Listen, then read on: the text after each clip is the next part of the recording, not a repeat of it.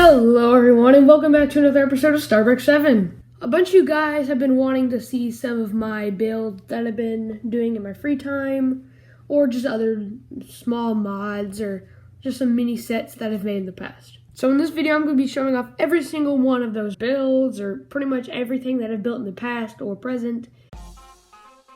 So first on the list we have a Tri-Droid here. A Tri-Droid is basically a droid with 3 legs, as you can see. And it appeared in around the end of Revenge of the Sith during Order 66, and also appeared in the Clone Wars, the worst movie ever. Anyway, LEGO made a 212 battle pack a while back, and it came with a Tri-Droid, and this is the only Tri-Droid ever made by LEGO. And just looking at it, it looks pretty horrible compared to mine. I mean, those flick fire missiles just throw me off so much. But as you can see on mine, I constructed the guns a little differently. I used an arm and a stick piece for the guns. For the head, I used a simple little circular dome piece with a disc on the top. And for the legs, I used the arms of Dr. Octopus, which came as set from 2012. Looking at mine in comparison to the one we see in the Clone Wars movie and in Revenge of the Sith, I think mine is pretty accurate, minus the colors. The one in Revenge of the Sith has some sort of yellow tone on the top, and the one in the Clone Wars movie is like decorated with blue CIS colors, but mine was just plain old gray, and honestly I don't care about the color scheme. Next on the list is the Hailfire Droid. The Hailfire Droid appeared in Attack of the Clones during the Battle of Geonosis and some other part throughout the Clone Wars series. Now, I used to have a Hailfire Droid back when I was like 6, but as every little kid does, I obliterated it within like 3 weeks of buying it. But I managed to somehow save the wheels of it and the colored orange pieces. And using those pieces, I decided to reconstruct my Hailfire Droid. I didn't spend too much time with the complexity of the wheels, and for the turrets on the back, I used just some regular gray dome pieces and a red stud on top. But looking at the set here, you can see that it is massive compared to my micro Hailfire Droid here. And that's kind of what I was going for. I didn't want it to be too big or too complex. I just decided to go with a simple version. Now, before I show you the next build, I just wanted to show you the set that this is based off of. It's called the Battle Droid Troop Carrier, and it comes with 14 battle droids. That's insane. I've never seen that many battle droids in one set. So I wanted to build this thing, like my own mock of it, but I didn't really have any pieces that I liked that would really match the colors of this. So I decided to put my own Starbrick 7 spin onto this thing.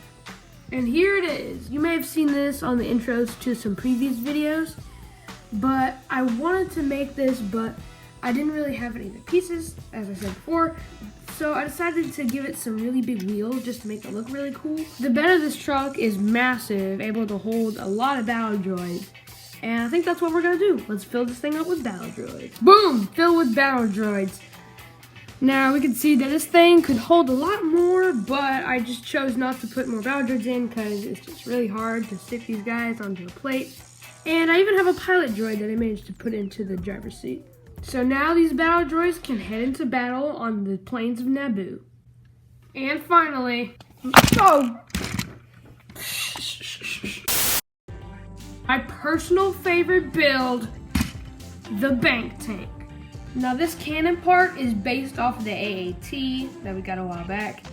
And this entire truck came from this old Spider-Man set, which is the same set I got the Dr. Octopus legs for the Tri-Droid. We can see that I stripped the bottom of this thing and gave it some big old wheels that I got in a Batman set. And the hood has this big exhaust engine on the front and like a battering ram on the front. You can put a driver into the driver's seat here, and back here you can even store some soldiers. You can also put somebody into the tank position where there's a bunch of control panels and radar. The turret can also turn 360 degrees. The top part can also spin 360 degrees. Next up, I have this Republic transport ship that I made.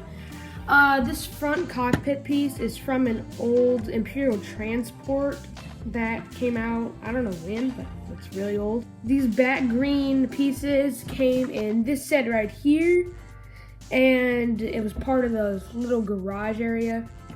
And you can even open up the back, sort of, like so.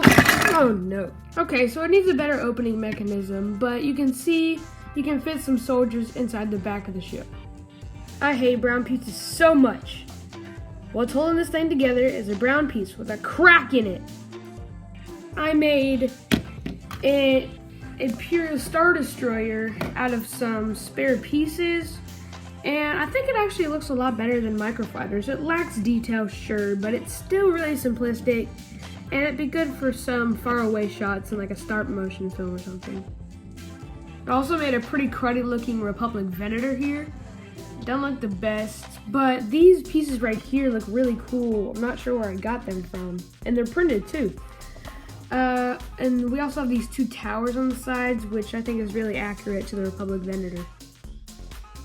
Also, just a really quick one, I made this volcano yesterday, and I think it looks really cool. I used this really old like piece that I got in an old like submarine set, and some other rock formations on the front and back.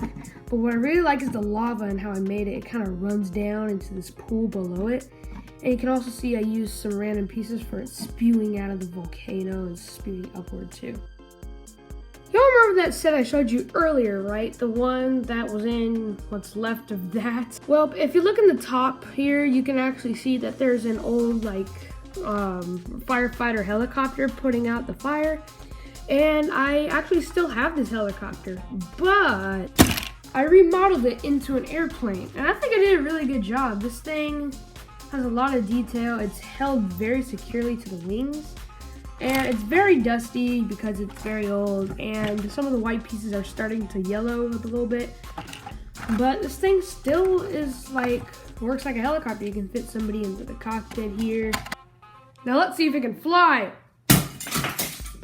I probably shouldn't have done that.